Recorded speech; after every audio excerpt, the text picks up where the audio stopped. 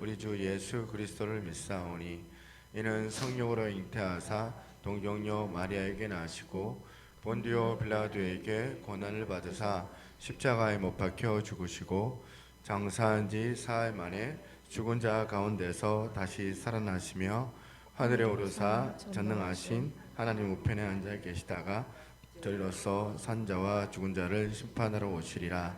성령을 믿사오며 거룩한 공회와 성도가 교통하는 것과 죄를 사하여 주시는 것과 몸이 다시 사는 것과 영원히 사는 것을 믿사옵나이다. 아멘. 오늘 주일 아침입니다. 우리가 하나님 앞에 따뜻한 그 성령님의 그 도우심을 간절히 바라면서 우리가 전심을 다해서 예배드리기를 소망합니다. 우리 모두 예배하는 자 되어 온전히 영과 진리로 주를 예배하자. 주가 우리와 함께 영원히 함께 하시고 마르지 않는 샘물로 우릴 재우시리라. 모두 예배하는 자 되어 온전히 영과 진리로 주를 예배하자. 주가 우리와 함께 영원히 함께 하시고 마르지 않는 샘물로 우릴 채우시리라.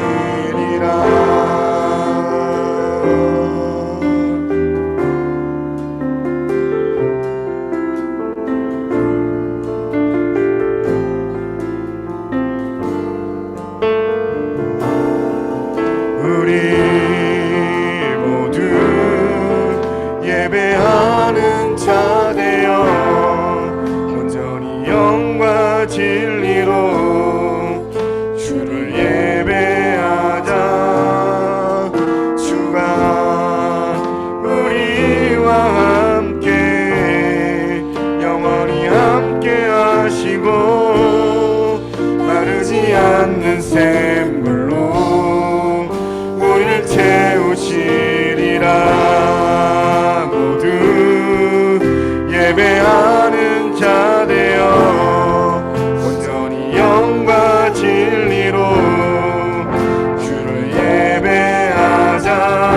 주가 우리와 함께 영원히 함께 하시고 마르지 않는 샘물로 우릴 채우시리라.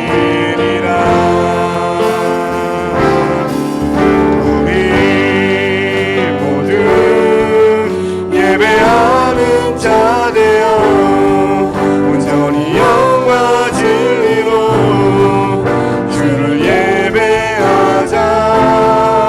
주가 우리와 함께 영원히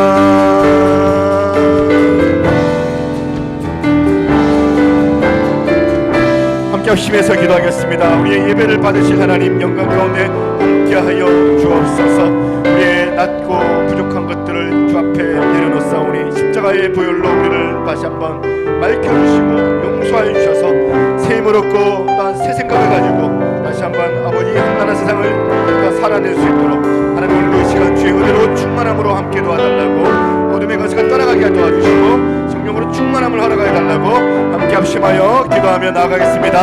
하나님 아버지 감사합니다. 오늘도 예배 가운데 감사와 기쁨이 충만해지기를 간절히 원합니다. 주님만을 온전히 높여드리기를 간절히 원합니다. 말씀으로 우리를 새롭게 하여 주시고 주의 능력이 가운데 충만하게 되는 거룩한 자리가 되게 하여 주옵소서. 아버지 진리 안에 주님을 온전히 바라보며 아버지 주의 말씀으로 아버지 힘을 얻는 거룩한 시간이 되게 하여 주시고 아버지 하나님의 거룩한 마음 아버지 진실로 아버지 주님만을 온전히 바라보며 나아가기를 간절히 바라옵니다. 하나님이여 역사하여 주옵소서. 아버지의 모든 역사가 성도하게 도와주시고 아버지 하나님 온전히 예수 그리스도의 보혈의 그 피만이 우리 가운데 충만하게 깃든 거룩한 자리가 되게 하여 주시옵소서. 우리 주님만을 온전히 높여드립니다. 함께 하실 하나님을 예배합니다. 살아계신 예수 그리스도의 이름으로 기도드리옵나이다. 아멘. 우리 하나님 앞에 우리 손뼉 치면서 우리 영광의 박수 하겠습니다. 아멘.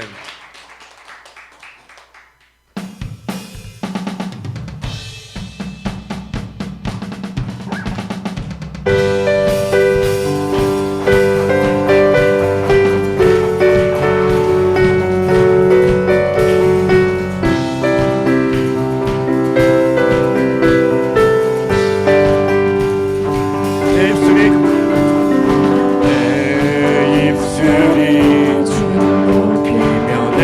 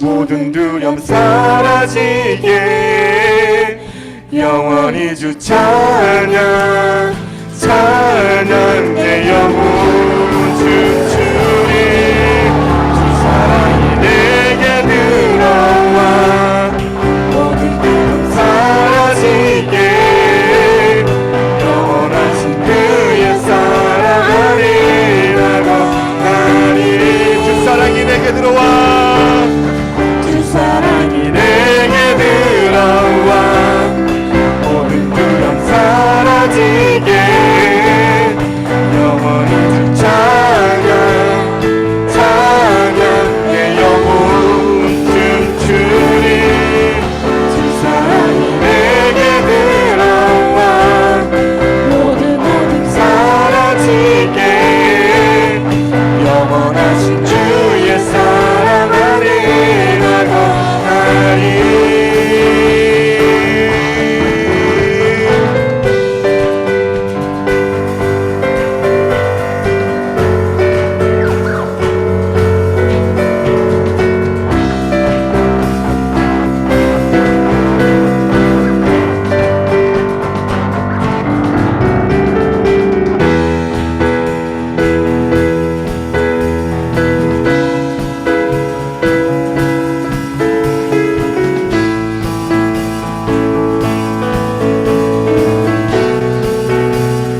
주 안에서 기뻐해 주 안에서 기뻐해 주 안에서 기뻐해 주님 주신 기쁨으로 기뻐하라 주 안에서 기뻐해 주 안에서 기뻐해 우리의 힘은 주를 기뻐하는 것 다시 한번 주 안에서 기뻐해 주 안에서 기뻐해 주 안에서 기뻐해 주님 주신 기쁨으로 기뻐하라 주 안에서 기뻐해 주 안에서 기뻐해 우리의 힘은 주를 기뻐하라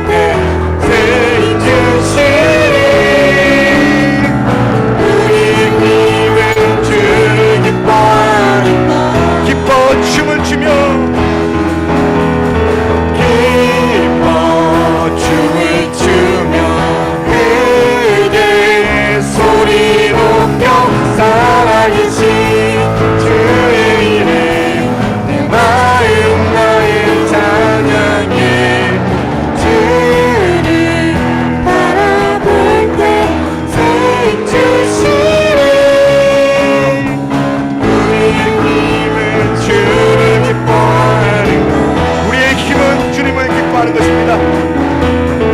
우리의 힘은 주를 기뻐하리고. 다시 한번 우리의 힘은 주를 기뻐하리라.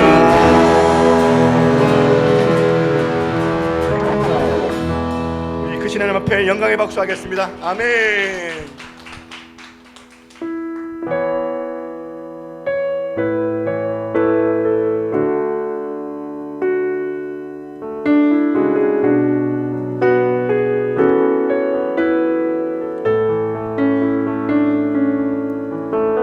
주여 우린 연약합니다.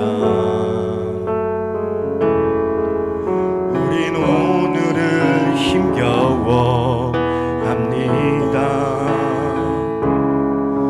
주 뜻 이루며 살기에 부족합니다. 우린 연약합니다. 주여 우린 넘어집니다. 주여 우린 넘어집니다. 오늘 하루 또 실수합니다. 주의 긍휼을 구하는 제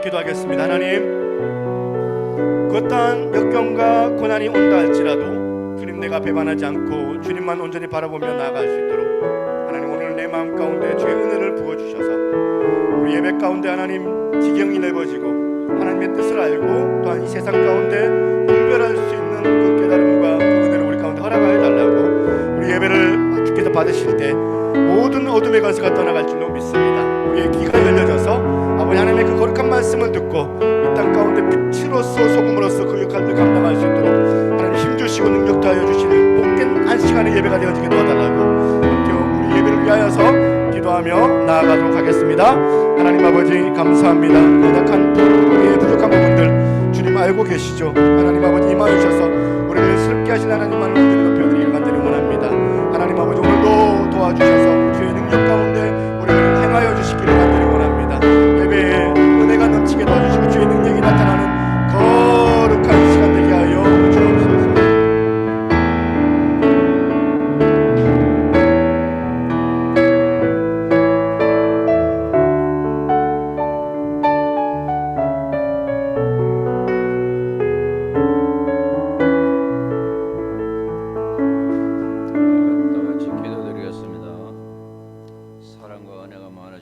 하나님 아버지, 사랑으로 우리를 먹이시고 늘 푸른 초장으로 인도하신 하나님 아버지, 감사와 찬양을 드립니다. 하나님께서는 온 우주를 창조하셨고 지금 이 순간에도 선한 목적과 섭리 가운데 보존하고 계십니다. 우리를 하나님의 크신 섭리 가운데 보아여 있어서 이 세상에 살게 하실 뿐 아니라 하나님을 아바 아버지라고 부르는 귀한 자녀로 삼아 주셨사오니 그 은혜를 부족한 우리의 말로는 다 표현할 수가 없습니다.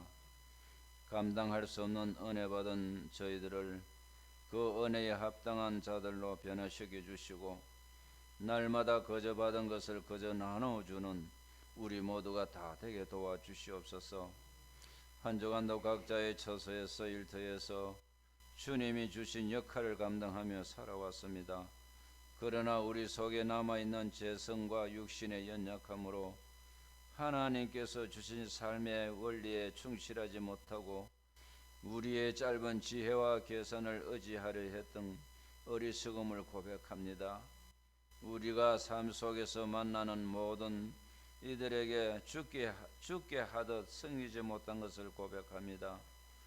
좁은 문으로 들어가기보다는 넓고 빠른 길로 타협하며 편하게 세상을 살고자 했던 것을 고백합니다. 내가 먼저 실천하기보다는 남을 원망하고 비판하며 세상의 흐름을 핑계삼아 자신을 정당화했던 우리 내면의 태도를 고백하오니 이 모습 그대로 나와사오니 우리를 받아주시고 긍휼을 베풀어 주시옵소서. 이 시간에도 주님을 예배하기 위하여 이 자리에 모였습니다. 주님께서 친히 임하셔서 우리를 만나주시고 우리 예배를 받으시고 우리에게 주님의 뜻을 밝혀 보여주시옵소서. 이 시간 세상의 모든 염려와 불안과 관계들을 잊게 하시고 오직 우리의 믿음이 주님이시며 우리를 온전케 하시는 예수를 바라보게 하시고 말씀을 통하여 주님의 인격을 닮아가게 하시고 성령의 감동을 통하여 미래의 비전을 보는 은혜의 시간 되도록 주님 도와주시옵소서. 사랑의 하나님, 새누리 교회를 붙들어 주시고 하나님께서 이 시대를 구원할 사명을 이 교회에 주셨사오니 모든 성도들의 입을 통하여 그리스도의 복음이 만방에 선포되게 하시고 변화된 삶의 모습이 세상 사람들의 모범이 되게 도와주시옵소서.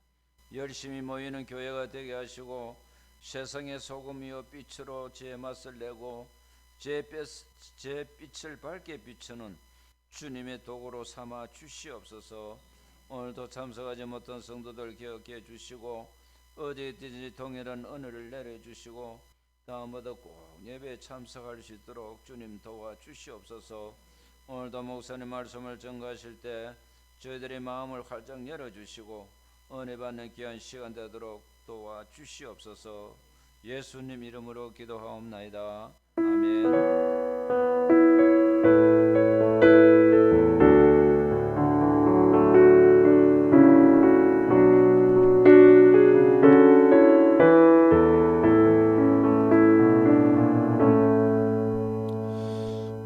할렐루야. 우리 말씀 우리 찾도록 하겠습니다. 로마서 8장입니다. 로마서 8장 18절.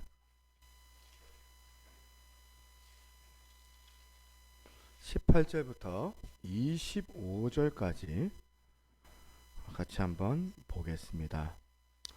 로마서 8장 18절부터 25절까지 한 절씩 해서 교독을 해봅니다. 18절 있습니다. 생각하건대 현재의 고난은 장차 우리에게 나타날 영광과 비교할 수 없도다. 피조물이 허무한데 굴복하는 것은 자기 뜻이 아니요 오직 굴복하게 하는 이로 말미암음이라.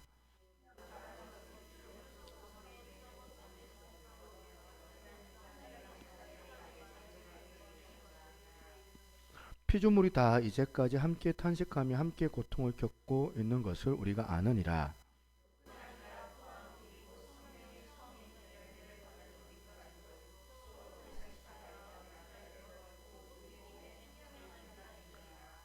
우리가 소망으로 구원을 얻었음에 보이는 소망이 소망이 아니니 보는 것을 누가 바라리요.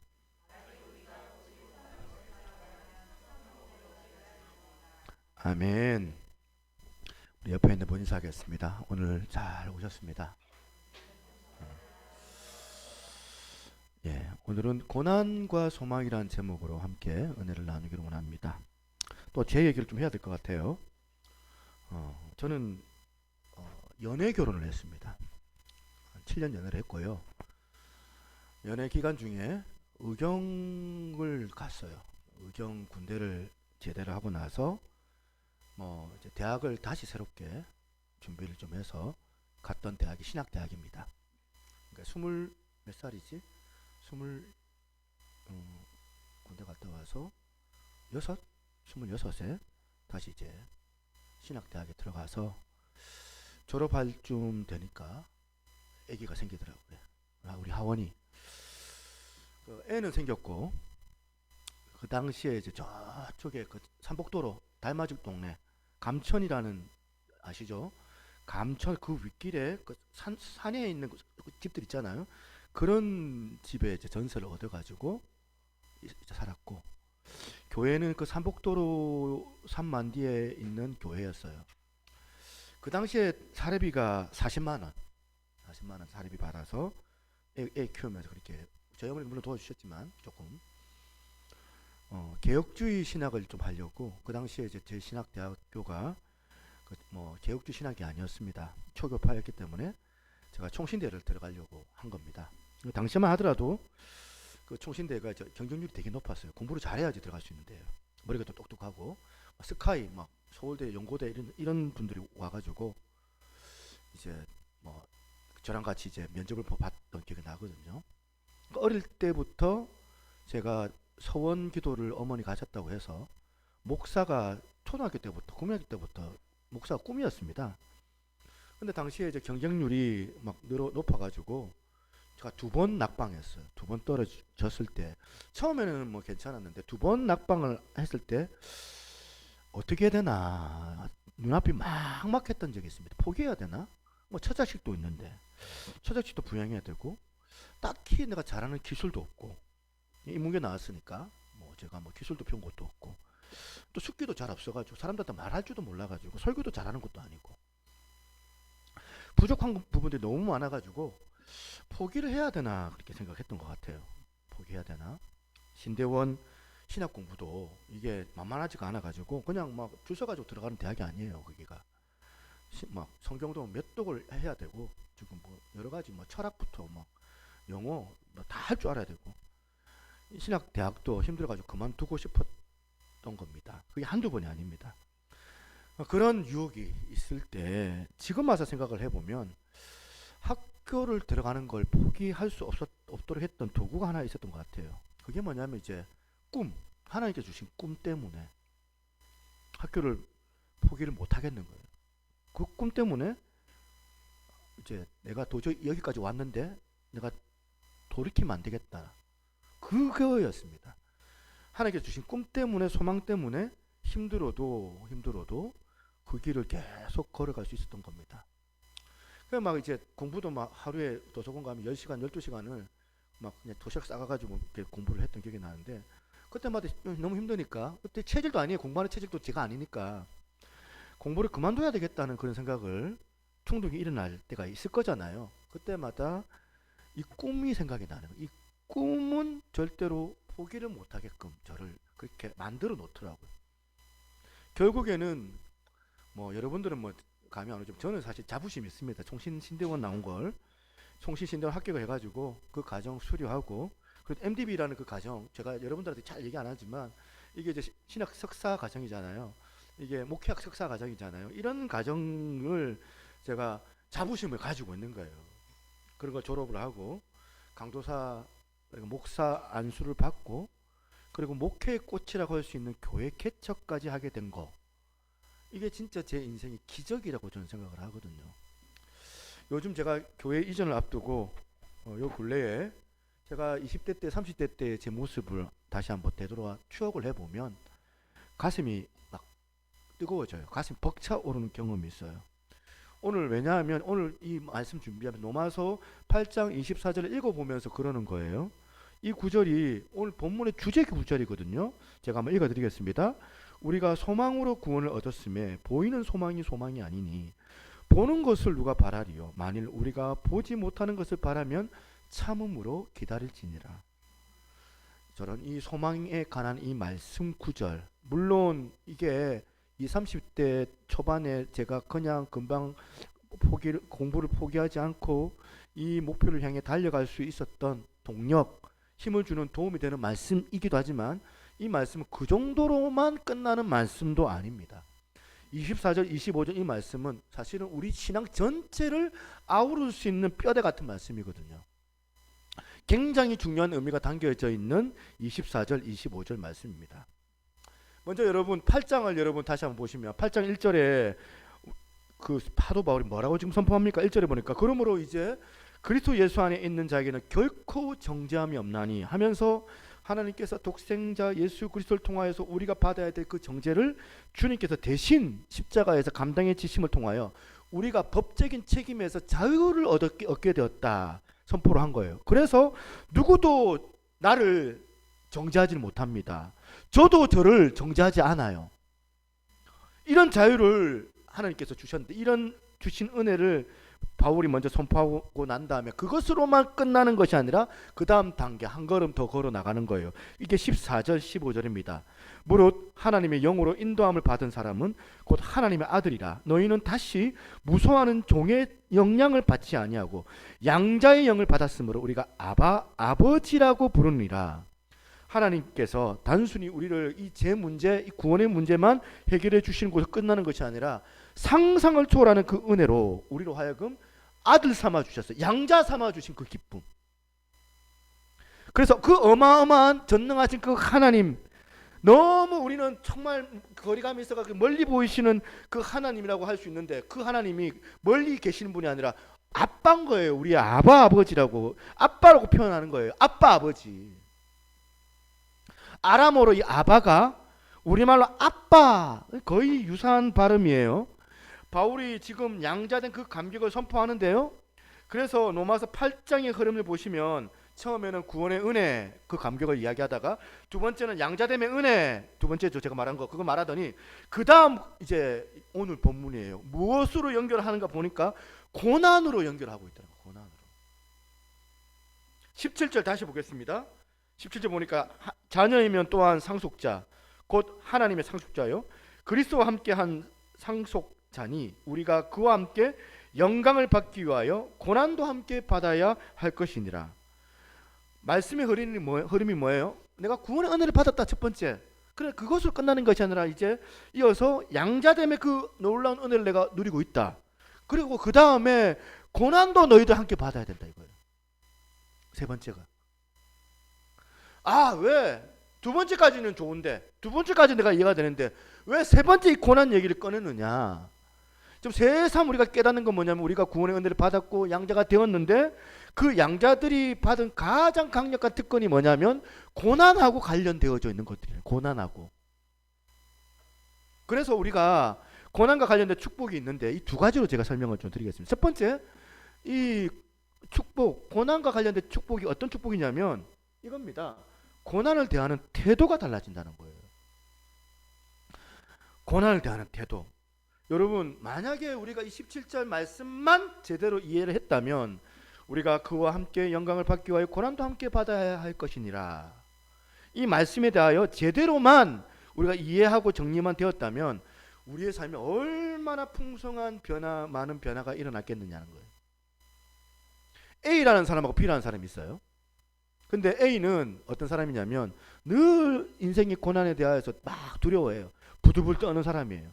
고난 받을까봐, 뭐 잘못될까봐, 손해 볼까봐, 두려워해가지고 이 고난이 아직 오지도 않았는데, 아직 뭐 내 앞에 맞닥뜨리도 않았는데도 생각만 하면서도 하면서 경기를 일으켜요. A라는 사람이. 그래서 약간의 고난기만 주어져도, 고난기, 약간의 사람의 그 말 가운데 조금 내 마음이 좀 기분 나쁘면 난리가 나고 내가 상처받았다고 막 기절을 해요. A라는 사람은. 근데 그런가 하면 B라는 사람은 고난에 대한 이해가 잘 되어져 있어요. 내가 그리스도와 함께 영광을 받으려면 고난도 당연히 받아야 된다. 이 말씀이 성경에 있으니까. 그러다가 당장 나에게 고난이 오면 그때 이제 생각하는 거예요. 그때 즉각 이 고난이 성경이 말하는 그 고난이구나. 복음 때문에 내가 고난도 당할 수 있구나. 그러면서 장차 누리게 될 이 영광이 내게 있다면 이 고난도 내게 있는 거 기꺼이 내가 감수해야지. 이거 수용하는 사람이에요. B가. 그렇다면 여러분, 이걸 수용한 사람이라면 A라는 사람과 B라는 사람, 이 땅을 살아갈 때 이 두 사람의 이 삶의 질이 얼마나 극명하게 차이가 나겠습니까? 여러분, 자기를 한번 돌아보세요. 남 얘기 듣듯이 생각하지 말고. 여러분, A에 해당되십니까? 아니면 B에 해당되십니까? 바울은 어느 쪽에 속한 것 같아요? 바울은 전형적인 B예요. B에 해당한 인물 아닙니까? 이 바울이. 오늘 본문에 기록한 그가 우리가 그와 함께 영광을 받기 위하여 고난도 함께 받아야 할 것이니라 하는 이 고난에 대한 이 태도가 바뀌니까 그가 편지를 쓰는데, 감옥에서 편지를 써요. 감옥에서 편지를 쓰는데 그걸 한번 보세요. 예를 들어서 빌립보서 1장 17절입니다. 17절에 보니까 그들은 나의 매임에 괴로움을 더하게 할 줄을 생각하여 순수치 못하게 다툼으로 그리스도를 전파하느니라. 그러면 무엇이냐? 거칠으로 하나 참으로 하나 무슨 방도로 하든지 전파되는 것은 그리스도니 이로써 나는 기뻐하고 또한 기뻐하리라. 이 상황이 어떤 상황인지 한번 보자는 거예요. 지금 바울이 주님과 함께 영광을 누리기 위해서 고난도 함께 나는 받을 수 있다. 그걸 내가 마음에 정리를 하고 이해를 하고 있으니까 지금 현실은 뭐냐면 감옥에 gat힌 거예요. 감옥에 갇혀가지고 막 고통스럽고 나가지도 못하고 보면 그 안에서 얼마나 힘들겠어요. 마음이. 그런데 심지어는 자기 동료들, 바깥에 있는 자기 동료들이 바울을 시샘해가지고 나입을 삼아가지고 그 교회 가가지고 바울 설교 듣지 마라. 바울 가르침 따르지 마라. 내 가르침 따라라. 이 율법주의자들이 하는 행태들인데, 그러면서 그 바울이 들려지는 그 소리 소문들 들어보니까 이거 난감한 거예요. 내가 세웠던 그 교회 성도들이 지금 그 사람의 잘못된 가르침을 받고 있는 것을 보면서 바울이 마음이 얼마나 힘들겠습니까? 바울이 괴로운데 또 예수님의 복음을 불손하게 그 불손한 동기로 전하는 것들에 대해서 바울이 그 안에서 얼마나 속이 문드러졌겠습니까? 상처를 받았겠습니까? 제가 겪어보니까요, 불교 신자들이 저를 막 욕하면 그건 영광일 것 같아요. 안 믿는 사람들이니까. 복음 전하다가 당하는 고난이니까 그 당연한 고난이다 생각할 수 있는데, 그런데 같이 동력하고 있는 우리 교회 분 아무도 없지만 제가 이전에 그 과거에 경험했던 어떤 그 경험에 의하면은 동력하는 그 목회자들이 저를 막 모함하고 또 뒤에 가가지고 뒷담화하고 그 소리가 다 나한테 다 일러지거든요. 그러면 제가 견딜 수가 막 없고 어려워가지고 이제 뭐 손절칠 것 같아요. 너무 힘들 것 같아요. 그런 상황이 지금 사도 바울이 지금 상황이었거든요. 그런데 마음에서 고난에 대한 그 태도가 달라지니까, 성경이 말하는 그 고난이다라고 생각을 하니까 지금 이런 표현을 하는 거예요. 내가 기뻐하고 또 기뻐하리라. 예수님의 복음만 전해진다면야 나는 기쁘다. 이런 여유. 이런 여유가 생기는 거예요. 그래서 로마 감옥에서 쓴 빌립보서를 보면 이렇습니다. 1장 21절 이는 내가 사는 것이 그리스도니 죽는 것도 유익함이라. 이런 바울을 적들이 감옥에 가두기까지 했는데 바울이 이런 이 마음을 어떻게 할 수가 없습니다. 감옥에서 내가 기뻐하고 또 기뻐하라. 그리고 이대로 죽어도 괜찮다. 그렇게 말할 때에 적들이 이 바울을 보고 어떻게 하겠어요? 어떻게 할 수가 없습니다. 제가 좀 쉽게 표현하자면 어느 집에 누나가 둘이 있는 거예요. 근데 그 막내가 아들이에요. 5살, 6살 된 아들. 근데 이 누나 둘이가 이 아들을 괴롭히려고 작당을 한 거예요. 그래가지고 누나들이 막 동생 막 약 올리고 막 괴롭히는데 막내 아들이 막 소리를 지르고 눈물이 뚝뚝 흘리면서 주체를 못해가 화가 나가지고 씩씩씩거리면서 누나 한 번만 더 그러면 내 가만히 안 둘 거야 하면서 막. 근데 이런 어린 막내 아들을 엄마가 보다 못해가지고 뒤에 가가지고 아들 붙잡아 놓고 코치를 하는데 얘야 지금 그거 무시해. 지금 누나들 하는 거 반응하지 마라. 반응하면 니도 똑같다. 니가 지는 거다 똑같다니까. 반응하면 누나들이 더 재밌다고 더 니 권리니까 모른 척 해라. 무시하면 그냥 지나가는 거야. 그냥 무시해. 아무렇지도 않은 척. 그래가지고 엄마 말을 들으면 참 좋을 텐데 여러분의 경험 어때요? 100번을 얘기해도 소용이 없어요. 애들이 누나의 수수에 어려가지고 그대로 놀아나는 거예요. 막. 마찬가지예요. 우리가요 지금 현재 당하는 고난이 너무 힘드니까 내가 이 장차 미래 장차까지 언제 생각할까 그 생각이 안 나요. 장차에 관한 생각이 안 나요. 미래가 생각이 안 나요. 장차를 생각하면 가만히 있으면 될 것을 그거 생각 못 해가지고 똑같이 반응을 하니까 맨날 당하는 거예요. 우리가 이게 우리들 모습 아닙니까 여러분? 막내 아들 모습들처럼 건드리면 그대로 반응하니까 사단이 막 더 재밌어가지고 막 아이고 그래 한번 놀아나봐라 하면서 막 흔들어 제끼는데 거기에 막 정신을 못 차리는 거예요. 우리가 별도 아닌데 아무것도 아닌 건데 넘어가면 될 것인데 그걸 심각하게 생각하고 부풀려서 예민하게 반응하고 그걸 받아들여갖고 그 상처될 것도 아닌데 상처받았다고 크게 생각하고 고난의 기억자만 줘도 막 그게 막 반응이 오버해가지고 난리가 나는 거예요. 막 부들부들 떨면서 막 까무러쳐 치면서. 그래서 우리가 바울처럼 고난에 대한 그 이해가 있어야 돼요. 그 고난에 대한 이해가 달라지면 사단이 무슨 재미로 우리를 건들겠습니까? 못 건드려요. 감옥에 갖다 놔도 바울의 마음을 어떻게 할 수는 없어요. 복음 전하다가 고난이 와도 내가 죽어도 괜찮다. 이 담대함, 이 마음을 가진 바울이니까 이 바울이요 자기 제자였던 이 디모데에게도 똑같은 고난에 대한 말씀을 훈계할 수 있는 거였어요. 디모데후서 1장 8절에 보겠습니다. 그러므로 너는 내가 우리 주를 증언함과 또 주를 위하여 갇힌 자 된 나를 부끄러워하지 말고 오직 하나님의 능력을 따라 복음과 함께 고난을 받으라. 여러분 제자가 있는데 이렇게 말할 수 있을까요? 아무리 스승이라도 이렇게 건면하기 쉽지가 않아요. 만약에 제가 여기 계시는 어떤 여기 집사님이 막 너무 힘들어하고 계시는데 제가 어줍잖게 집사님 고난 오면 기도하러 이기세요. 하나님의 능력으로 이기면 됩니다. 고난은 와요. 제가 그렇게 어줍잖게 그렇게 제가 그 앞에 1대1로 설교를 하면 나이도 어린 목사가 왜 저러냐 하면서 저를 노려보면서 목사님이나 먼저 솔선수범하세요. 이런 소리 제가 들을까봐 이런 훈계를 제가 잘 못할 것 같은데 바울 보세요. 바울은 뭐라고 그럽니까? 담대하게 디모데야 너도 고난 받아야 된다. 당당하게 요구하는 거예요. 나도 그 일 당하고 있으니까. 그게 어떻게 가능할까?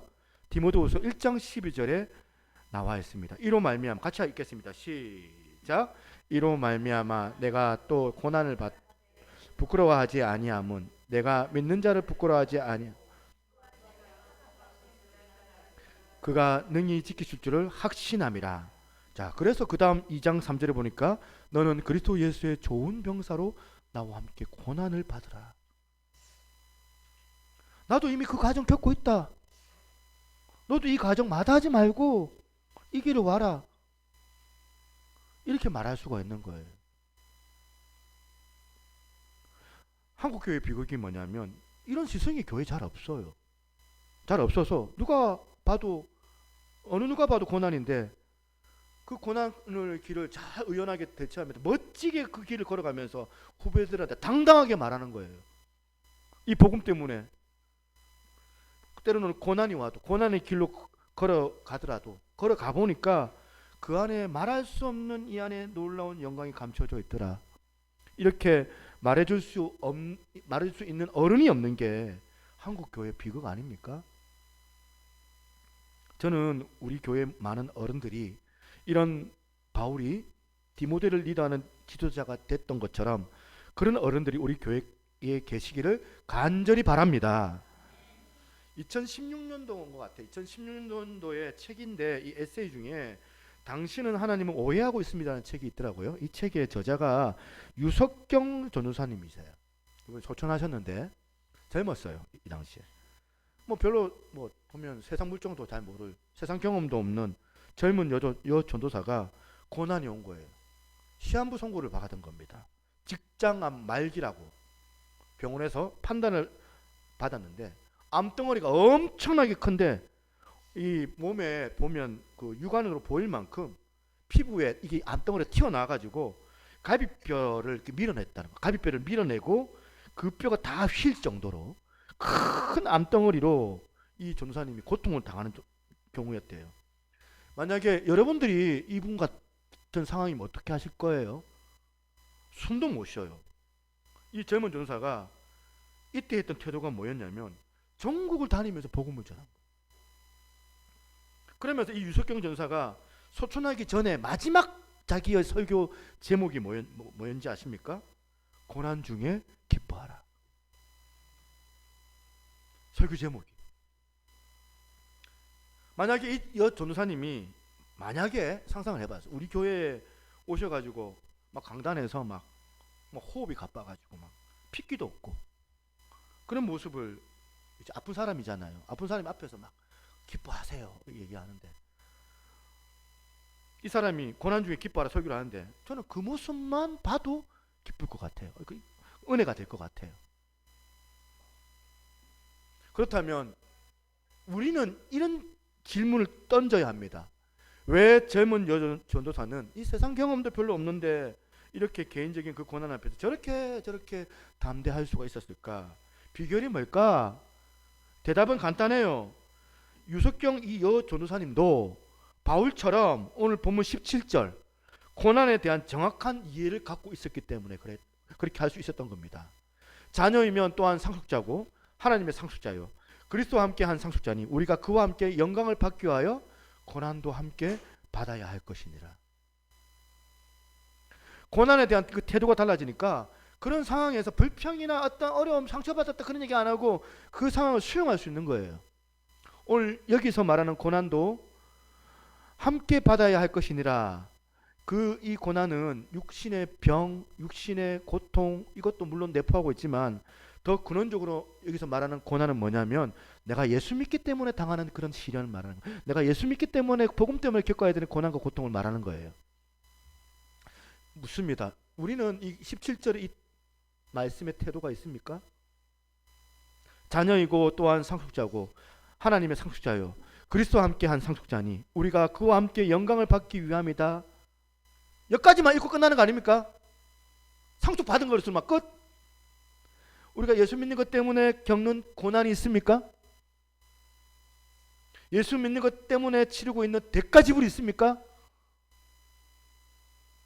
우리 같은 모태신앙이요. 참 이제 모태신앙 좋은 것도 많은데 또 치명적인 단점이 있습니다. 뭐냐 하면 예수 믿는 것 때문에 고난 받아본 적이 없어요. 그죠? 교회 나가는 것 때문에 핍박 받아본 적이 없습니다. 모태신앙들은. 교회 다닌다고 해서 안 믿는 부모님이 야 너 왜 교회 다녀 하면서 막 성적씩 찍고 막 몽둥이로 피 터지게 교회 못 가도록 두들겨 맞고, 저는 모태신앙이라서 저는 그런 거 겪어본 적이 없습니다. 근데 오히려 반대예요. 반대. 오히려 저는 교회 안 다닌다고 고난 많이 받았습니다. 우리 엄마한테 교회 안 나갈 때 성경 구절 암송 안 한다고 밥도 못 얻어먹고 그 고난 엄청 받았는데, 어쨌든 여러분은 지금 예수 믿는 것 때문에 어떤 고난을 받고 계세요? 여러분은 어떤 대가 지불을 받고 계세요? 치르고 계세요? 아무런 대가 지불은 없고 하나님께 영광만 달라는 거예요. 그래서 제가 설교 때마다 노래 부르는 게 뭐냐면, 때로는 예배를 소중하게 생각해서 먼저 움직이고 먼저 교회 일찍 오는 것도 또 다른 거 남들 손해 안 볼 때 때로는 내가 자처해가지고 희생하고, 사실상 이거 다 대가 지불이잖아요. 이 문제를 여러분 깊이 한번 생각하셔야 합니다. 그런가 하면 두 번째, 하나님의 자녀들이 누리는 축복 두 번째가 있어요. 두 번째가 뭐냐면 고난을 통해서 소망이 가진 힘이 얼마나 놀라운지를 그렇게 경험을 해야 된다는 겁니다. 18절 말씀, 생각하건대 현재의 고난은 장차 우리에게 나타날 영광과 비교할 수 없도다. 자, 24절, 우리가 소망으로 구원을 얻었으며 보이는 소망이 아니니 보는 것이 누가 바라리요. 만일 우리가 보지 못하는 것을 바라면 참음으로 기다릴지니라. 여기서 지금 소망이 주는 힘, 우리가 기억할 게 하나 있습니다. 여러분 믿는 우리가 누리는 축복은 뭐냐면 고난이 면제받는 게 아니에요.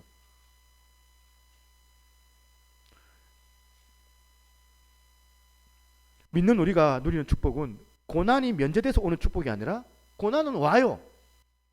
누구나. 그러나 그 고난을 이길 수 있는 힘을 우리가 제공받기 때문에 그 고난을 통하여서 영적으로 성숙해지고 고난을 통하여서 깊은 하나님의 사람으로 변화되는 이것이 축복이에요. 믿으십니까? 고난 면제가 축복이 아니라는 거예요. 아유, 내가 그래 고난 안 왔다. 아유, 다행이다. 그게 축복이 아니라는 거예요.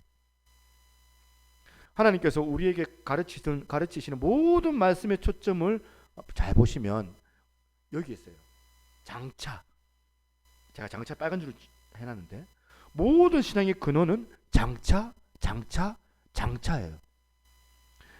재성을 가진 우리는 얕은 신앙 같아가지고 달콤한 현찰에만 관심이 많아요. 이런 미숙한 우리에게 하나님께서 고난을 통하여서 장차를 보는 눈을 갖게 하신 거예요. 아까 유석경 전도사님께서 만약에 암이라는 고난이 없었다면, 이 사람은요, 이게 서울대 출신이더라고. 서울대 잘 나오고 돈 잘 벌고 막 그렇게 잘 나갔던 이 자매의 인생에 만약에 암이 찾아오지 않았다면 절대로 그는 장차에 대한 이해를 가지고 이런 존경의 자리로 못 갔을 거라 저는 생각을 해요. 고난이 왜 유익합니까? 이 고난으로 하여금 깊은 영적인 세계를 볼 수 있는 눈을 하나님께 우리에게 주시기 때문에. 그래서 시편 119편 71절 같이 한번 읽어보겠습니다. 시작. 고난 당하는 것이 내게 유익이다. 이로 말미암아 내가 주의 율례를 배우게 되었나이다. 아멘. 이거는 고난을 통하여서 하나님의 뜻을 깨닫게 되었다는 이런 뜻 아닙니까? 저는 우리 성도님들이 예수님의 십자가를 인하여서 자녀 되신 여러분들이 이 두 가지 특권을 다 누릴 수 있기를 소망합니다. 먼저 고난에 대한 그 태도가 달라지기를 바랍니다. 어지간한 그 고난이 찾아와도 끄떡하지 않는 이 담대한, 이 강함이 여러분들 가운데 주어지기를 소망합니다. 그리고 이 고난을 통하여서 소망이 우리에게 주는 힘, 소망을 통하여 가질 수 있는 힘을 우리가 맛보기 때문에 점점 더 깊은 신앙의 그 세계로 여러분 경험되는 그런 신앙인들이 되시기를 주님의 이름으로 축원합니다. 그러나 여러분, 사실은 현실은 어때요? 저를 위시해서 얕은 그 물가에서 그 찰랑거리는 그 신앙 가운데서 호적거리고 있는 건 아닙니까?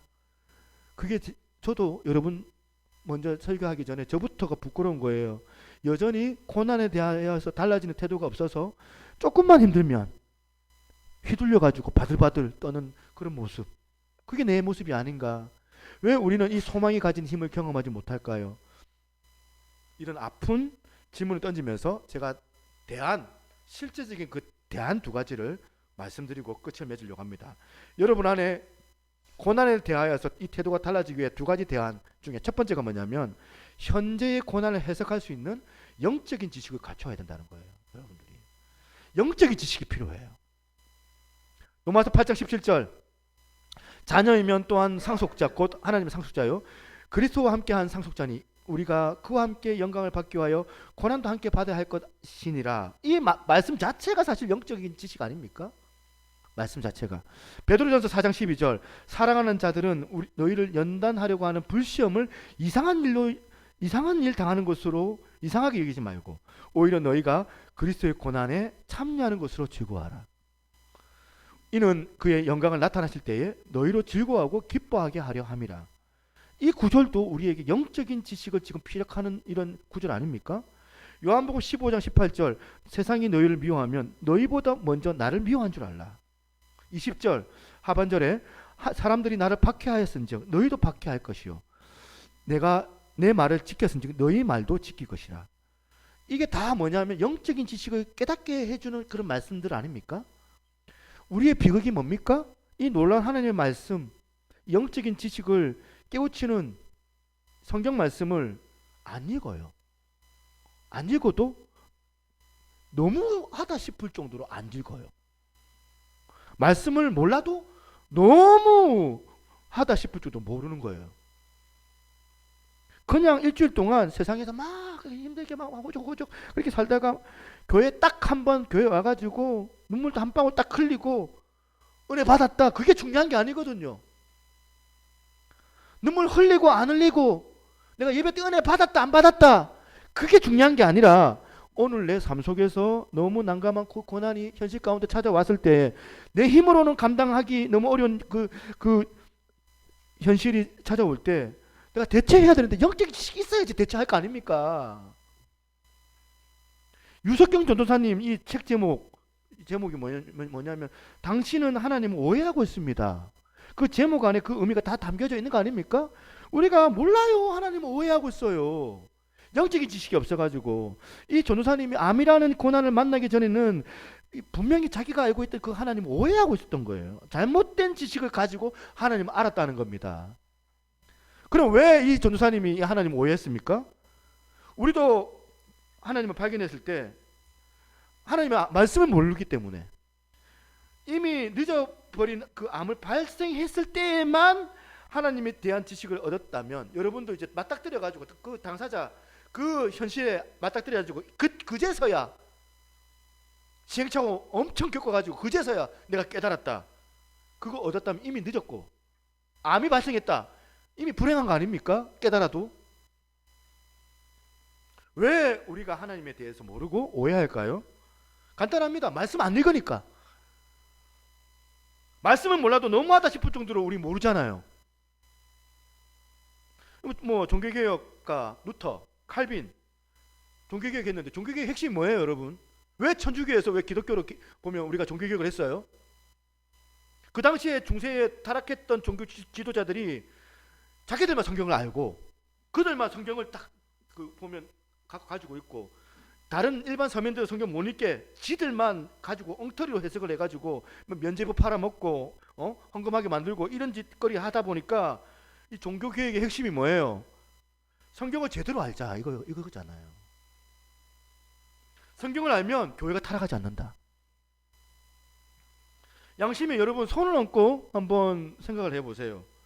옛날에 그렇게 이 종교개혁 때문에 많은 사람들이 순교를 당했거든요.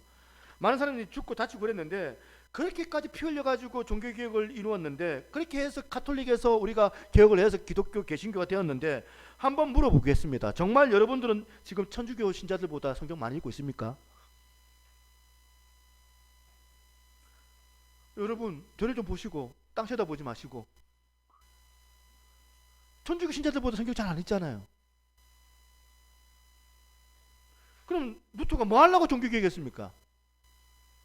성경 때문에 개혁을 했는데, 그래서 여러분 정말 성경을 우리가 잘 알아야 된다는 거예요. 영적인 지식, 교리를 알아야 돼요. 기독교의 본질, 말씀 알기를 여러분 사모하셔야 돼요. 말씀 앞에 우리가 바른 길을 걸어갈 수가 있기 때문에 주님 앞에서 우리가 영적으로 현재의 고난을 해석할 정확한 영적인 지식을 갖출 수 있는 여러분들이 되시기를 소망합니다. 첫 번째 대안입니다. 두 번째 대안이 뭐냐면, 여러분 고난을 대하는 태도가 달라지기 위해서는 현재의 고난을 이길 함께의 그 신비를 경험을 해야 된다는 겁니다. 뭐라고요? 함께의 신비. 17절 같이 있습니다. 시작. 자녀이면 또한 상속자고 하나님의 상속자요 그리스도와 함께한 상속자니 우리가 그와 함께 영광을 받기 위하여 고난도 함께 받아야 할 것이니라. 여기서 강조하는 게 뭡니까? 함께예요. 믿는 자들이 고난 중에 있을 때 하나님은 너희만 고난 당해라, 나는 몰라, 외면하시는 게 아니고 모른 척 하시는 바가 아니고 함께 하시는 거예요. 우리가 영적인 지식을 아는 것이 이론이라면 이건 이론이에요. 첫 번째는. 두 번째, 내 삶 속에서 실제적인 하나님의 함께 하심, 임마누엘의 그 하나님, 고난 중에 하나님께서 어떤 은혜를 주셨는가 실제로 내가 경험을 해야 된다. 여러분, 요셉이 그 형제들이 그 자기를 팔아버려 가지고 애굽에서 어린 나이에 비참한 자리에 빠지잖아요. 근데 그 자리에서 내 같으면 부모 나 버렸다, 형제 나 버렸다, 내 사춘기 나는 내 오면 술 먹고 담배 피고 내가 다 할래, 탈선할 수도 있는데, 이 요셉은 왜 탈선하지 않고, 왜 그 자리에 우울증 오지 않고, 왜 그 사람 자살 생각하지 않고, 왜 결국에 그 사람은 입지전적인 인물로 갈 수 있게 되었는가 보니까 창세기 39장에 요셉을 묘사하는데 어떻게 묘사하냐면, 여호와께서 요셉과 함께 하심으로 그가 형통한 자가 되어, 이런 표현이 있어요.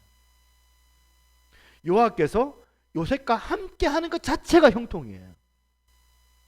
감옥인데, 종살이 하고 있는데. 그래서 요셉이 지금 강간미수범이라는 그 누명을 쓰고 감옥에 들어갔는데, 성경적인 시각은 뭐예요? 그게 형통이라는 거예요.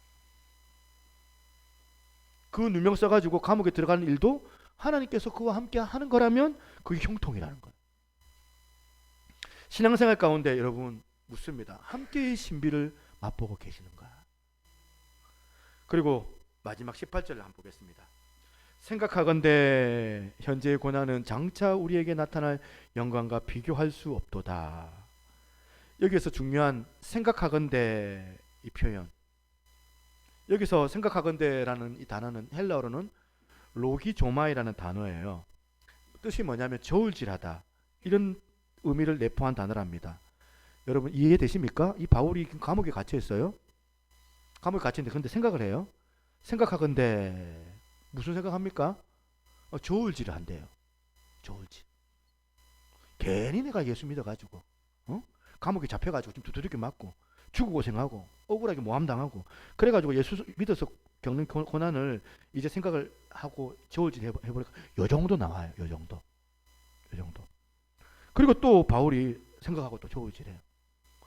이번에는 이렇게 그냥 감옥에 들어와가지고 억울한 일 당하고 억장이 무너질 때도 있지만, 그러나 하나님이 어떤 신비로운 은혜 가운데 감옥 속에서도 기쁨이 내 안에 터져 나오도록 하시는데, 그 어떤 사람도 맛보지 못하는 그 기쁨, 감옥 안인데 하나님만 줄 수 있는 그 가슴 벅찬 그 감격, 눈물이 펑펑 쏟아지도록 그 십자가 은혜로 누렸던 그 놀라운 은혜의 감격의 무게를 재보니까 이만큼인 거예요. 생각하건대 현재 당하는 무게보다 고난 당하는 자들과 함께 하신 하나님의 은혜의 무게가 더 크더라, 이 생각을 하는 거예요. 바울이 이 감격을 자기가 깨닫고 나니까 18절과 같은 고백이 터져서 나오는데, 생각하건대 그렇게 저울질 해보니까 현재의 고난은 장차 우리에게 나타난 영광과 비교할 수 없도다. 장차는 왜 못 보고 우리는 현재, 현실, 지금 이것만 보고 있느냐? 저울질을 못해서 그러는 거예요. 저울질 해보니까 과거의 약속을 지키신 하나님, 억울하게 감옥에 가서 감옥에 가가지고 억울하게 모함당하고 예수 믿는 것 때문에 겪어야 되는 그 엄청난 고난의 대가지불을 겪을 때마다 저울질하는 거예요. 하나님은 한 번도 약속을 어기지 아니하시는 신실하신 하나님이시다. 눈물나게 나를 위로해 주시는 그 하나님의 그 은혜가 생각을 해볼 때 가슴이 벅차오르니까 하나님께서 장차 나를 영광 가운데 영광스러운 자리로 인도해 주실 약속의 말씀이 틀림없이 이루어질 거라는 확신이 생기는 거예요. 바울이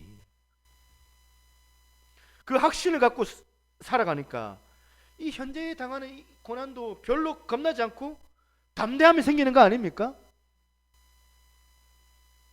저는 오늘 이 말씀을 가지고 이렇게 마무리를 하려고 합니다. 전도서 7장 14절 말씀 같이 한번 읽어보겠습니다. 시작. 형통한 날에는 기뻐하고 공고한 날에는 생각하라. 하나님이 이 두 가지를 병행하게 하사 사람으로 그 장래 일을 능히 헤아려 알지 못하게 하셨느니라. 여러분 막 일을 해보면 일 잘 풀리고 막 형통 남들이 막 애들 막 합격하고 막 기쁜 분 계세요? 혹시 여기? 우리나라 같이 지금 이런 우울한 이런 우리나라의 환경 막 인플레이션 해가지고 물가 오르고 막 지금 난리가 났는데 근데 그런 상황 가운데서 막 장사가 잘 되고 너무 기쁘고 놀라운 일이에요. 마음껏 기뻐하세요. 춤을 추세요. 감사하세요. 그런가 하면 오늘 여러분 어려움이 찾아오고 공고한 날이 오고 막 가정이 막 위태위태 흔들흔들거리고 자녀는 마음 먹은 대로 막 안 커주고 뭐 이런 아픔, 저런 위기를 만날 때 어떻게 해야 돼요? 생각하는 거예요. 저울질. 왜 나한테 이런 일이 벌어졌지? 우리 가정이 어디서부터 잘못됐는가? 이게 내가 지금 하나님께 해결해야 될 문제 아닌가? 아니면 이게 내가 하나님 믿는 자로서 당연히 겪어야 될 대가지불 아닌가? 여러분 교회는 많아요. 이 지상에 교회는 많은데 대가지불하려고 하는 교인들이 별로 없어요. 그냥 교인들은 복. 처음에 저도 뭐 복 받으려고 예수 믿었지 뭐 고난 받으려고 예수 믿었겠습니까? 자기 복만 받으려고 누리는 거예요. 우리나라를 보세요. 나라를 위하여서 교회들이 기도해야 되는데, 교회를 위하여서 교회들이 함께 기도해야 되는데 기도가 부족해요. 복음 때문에 당하는 고난, 어려움 여러분 벌어질 때 어떻게 생각해야 돼요? 장차를 생각해요. 장차. 저 이제 깨달았어요. 우리 교인들 한 번씩 저한테 와가지고 막 현실적인 어려움, 힘든 거 막 저한테 이제 일러줄 때 있거든요. 막 집에 누가 힘들고 교회 와가지고 누가 또 어렵고 힘들고 이 일 너무 힘들고 막 고난 막 불평을 막 쏟아낼 때도 있을 거 아니에요. 사실은 어렵고 힘든 거. 그때 장차를 생각해요. 내가 힌트를 얻었어. 그렇게 얘기해야 되겠다. 지금은 생각하지 말고 이제 각자가 이 나라 이 시대를 위하여서 해야 할 일들이 있습니다. 우리가 담대하게 교회가 해야 될 일들 피하지 말고 우리가 묵묵하게 감당한다면 정말 인간적으로 이 답 안 나오는 이런 어떤 현실 가운데서 분명히 우리 하나님께서는 반드시 대안이 있을 거다. 저는 믿습니다. 하나님께서만이 대안을 가지고 계십니다. 여러분 믿으십니까? 그럼 완전하신 그 하나님을 믿고 우리가 다시 한번 힘을 얻을 수 있는 저와 여러분 되시기를 주님의 이름으로 축복합니다. 함께 아까 불렀던 찬양입니다. 주는 완전합니다. 주여 우린 연약합니다. 우린 오늘을 힘겨워합니다. 주 뜻 이루며 살기엔 부족합니다. 우린 연약합니다. 주여 우린 넘어집니다. 오늘 하루 또 실수합니다. 주의 긍휼을 구하는 죄인입니다. 우린 주만 바랍니다. 한없는 주님의 은혜 온 세상 위에 넘칩니다. 가릴 수 없는 주 영광 온 땅 위에 충만합니다. 주님만이 길이 오니 우린 그 길 따라갑니다. 그날에 우리를 이루실 주는 완전합니다. 완전한 그 대안 되신 그 주님 바라보면서 함께 찬양하며 나갔으면 좋겠습니다.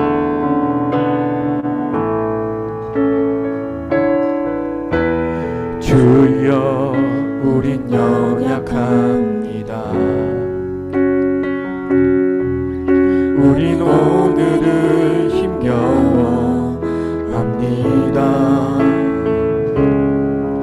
주뜻 이루며 살기에 부족합니다. 우린 연약합니다. 주여 우린 넘어집니다. 주여 우린 넘어집니다. 오늘 하루를 또 실수합니다. 주의 긍휼을 구하는 죄인입니다. 우린 주만 바라봅니다. 한없는 주님의 은혜 온 세상 위에 넘칩니다. 가릴 수 없는 주여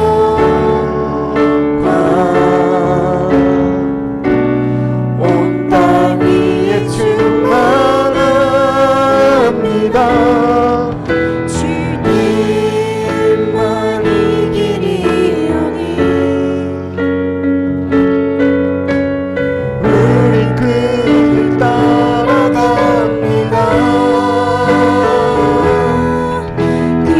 그날을 우리를 이루신 주는 완전합니다. 주여 우린 연약합니다. 주여 우린 연약합니다. 기도하는 마음으로 함께 찬양합니다. 우리 오늘도 영원합니다. 주뜻 이루며 살기에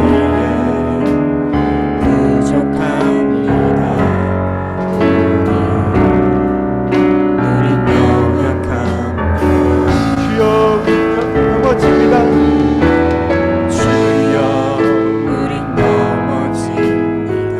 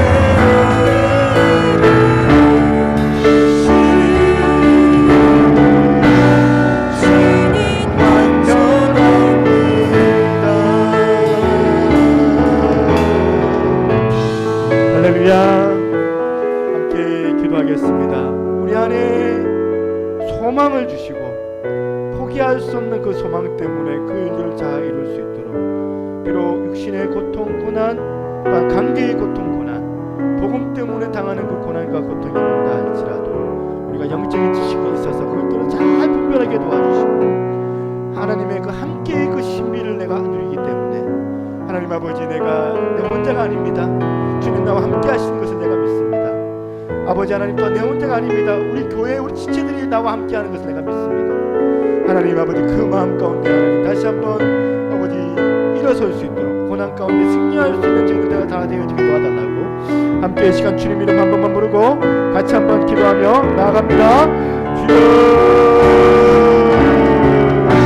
아버지 하나님, 아버지 역사해 주셨습니다. 시간을 예배하며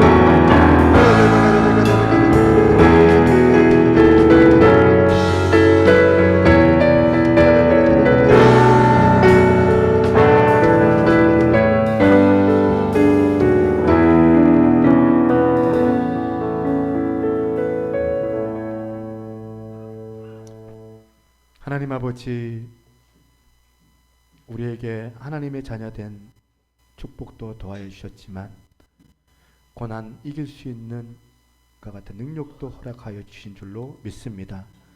하나님, 고난을 대하는 그 태도가 먼저 우리 가운데 달라지게 도와주시고, 아버지 하나님, 우리가 그 고난을 이기기 위하여 이 영적인 지식이 우리 가운데 주어질 수 있도록 말씀 더 사모할 수 있는 저희들 되게 도와주옵소서. 낙담하지 않게 하시고, 보이지 않지만 살아 역사하시는 그 하나님을 바라보며 함께의 그 신비를 누릴 수 있는 복 있는 신앙인들 다 되게 인도하여 주시옵소서.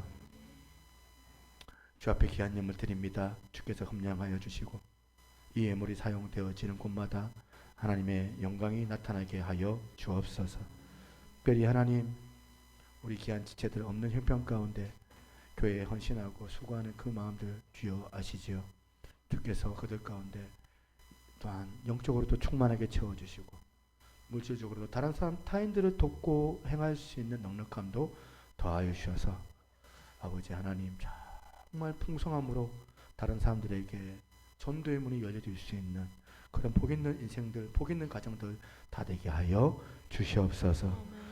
아버지 하나님, 교회 이전을 놓고 준비합니다. 4월 16일 날 교회가 이전되는 예정이 되어졌는데 진행되는 모든 순간순간 주님께서 진행하여 주시고 준비하시는 또 인테리어 하시는 우리 집사님에게도 은혜를 더하여 주셔서 정말 부살레가 같이 올리아가도 같이 정말 온전하게 아버지 하나님의 성전을 잘 준비할 수 있도록 주님께서 그에게도 은혜와 지혜로 함께하여 주옵소서. 우리가 준비할 때 사단의 역사가 많이 또 깃들 그런 예상이 드는데 하나님, 우리가 정말 그 고난과 역경을 이길 수 있는 능력이 주님께 있는 줄 알고 더 많이 기도하고 더 많이 유연하게 그것들을 잘 이겨낼 수 있는 하나님의 거룩한 교회 되게 도와 주시옵소서. 오늘 주님께서만이 영광 가운데 함께하여 주님 믿사오며 살아계신 예수님 이름으로 기도드리옵나이다. 아멘. 자, 고난 중 승리하시기를 바랍니다. 우리 인사하겠습니다. 고난 중 승리하시기를 바랍니다. 아멘. 강구하겠습니다. 이달의 성경 암송 구절 우리 사도행전 20장 24절 우리 한번 이거 내가 한 달 동안 애운다 생각하고 같이 한번 읽어보겠습니다. 시작. 내가 달려갈 길과 주 예수께 받은 사명 곧 하나님의 은혜의 복음을 증언한 일을 마치려 하면은 나의 생명조차 조금도 귀한 것으로 여기지 아니하노라. 아멘. 자, 우리 쭉 보시면 새 성전 인테리어가 진행 중에 있습니다. 일신 기독병원 옆 천사 빌딩이라고 합니다. 이 인테리어 제가 지금 사진 지난주에 우리 설립 예배 우리 이전 기공 예배 때 기념 사진 찍어 올려놨고요. 벌써 지금 가두를 쳤습니다. 지금 빠르게 지금 진행되고 있습니다. 위에서 많이 기도해 주시고 예상은 제가 5월 초라고 좀 예상하고 있어요. 사실은 5월 초에 아마 이제 교회가 이전할 때 뭐 여러 가지 하겠죠. 뭐 제가 혼자서 막 3번 4번 막 이삿짐 나르고 할 수도 있고 우리 애도 불러가지고 이제 밥 사 먹이 가면서 뭐 이런 거 뭐 나르고 할 것 같아요. 여러분들 좀 기도해 주시고 또 혹시 시간이 되시는 분 있으면 좀 이제 교회 이전할 때 뭐 조금이라도 보탬이 안 되겠습니까? 좀 그런 것도 좀 제가 요청할 때 좀 그렇게 좀 마음을 먹으시면 좋겠고, 예, 그렇습니다. 자, 3번입니다. 지난주 튀르키예 구제헌금은 총회본부로 보내집니다. 오늘 제가 입금을 하도록 하겠습니다. 그렇게 여러분들 아시면 좋겠습니다. 학습 세례 교육 3월 25일 날 학습 세례 문답 4월 1일 날 주어지는데 우리 중고등부 친구들이 이렇게 대상자들 오늘 안 왔어요. 안 왔는데 우리 찬양팀 말고 우리 중고등부 친구들 여러분 많이 관심을 좀 가져주시면 좋겠고 그래요. 이게 뭐 해먹고 뭐 행사가 있고 하면 오고 뭐 이래 되면 곤란하잖아요. 곤란하고 우리 아이들이 정말 참된 믿음을 가질 수 있도록 여러분들이 좀 많이 관계 맺어주시고 교회가 뭐 그런 것 같습니다. 어떻게 보면 그물망처럼 가두리를 쳐가지고 제가 안 되면 누가 되고 이 사람이 안 되면 내가 되고 이러면서 이 사람과 그 관계 가운데서 교회 안에 더 깊게 들어오는 거라는 생각을 하거든요. 그러니까 한두 사람 뭐 이렇게 관계 맺는다고 또 되는 것도 아니에요. 그래서 뭐 어떤 친구는 막 교회 오기 싫어요 막 하는 친구도 있더라고요. 그래서 제가 어떻게 하겠습니까? 아이의 마음을 내가 바꿀 수는 없잖아요. 그런데 우리 기도해주고 또 수시로 우리가 계속해서 아이를 만나가서 뭐 정말 이런 양 99마리도 귀한 양이지만 한 마리 그 양 때문에 산전수전 다 겪잖아요. 목자가. 그런 마음들이 여러분들 가운데 있어서 정말 지금 보이지 않는 지체들이 있습니다. 그 지체들 많이 좀 관심 갖고 뭐 저한테 묻지 말고 물으려면 전화번호 받아갖고 전화를 하세요. 전화하시고 어떻게 잘 지냐고 관계 맺으시고 그렇게 하십시오. 저한테 자꾸 뭐 왜 안 하냐고 묻지 마시고 저도 최선을 다해서 하지만 여러분들도 좀 같이 해주면 좋겠다 생각합니다. 우리 새 성전 에어컨 건물을 우리 박영만 엄창선 간사님께서 이렇게 해주셨습니다. 감사합니다. 예, 나머지 광고 주고 참조하시고요. 우리 마지막 찬양 아는 찬양이죠. 주님 다시 오실 때까지 함께 진행하겠습니다.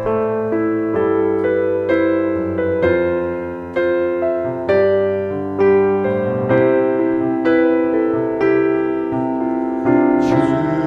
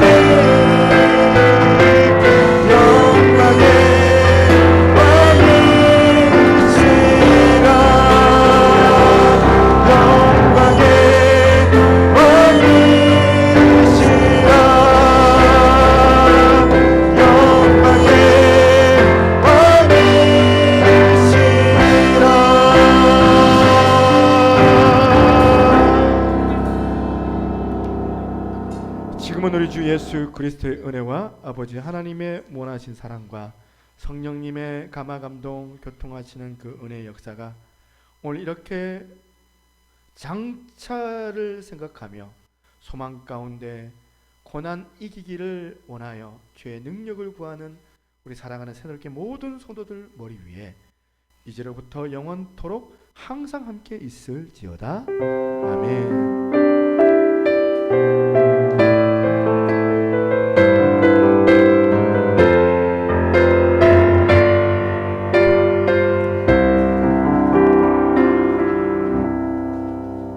예, 집사님, 우리 김선희 집사님, 예, 감사해요. 손은 들어서서.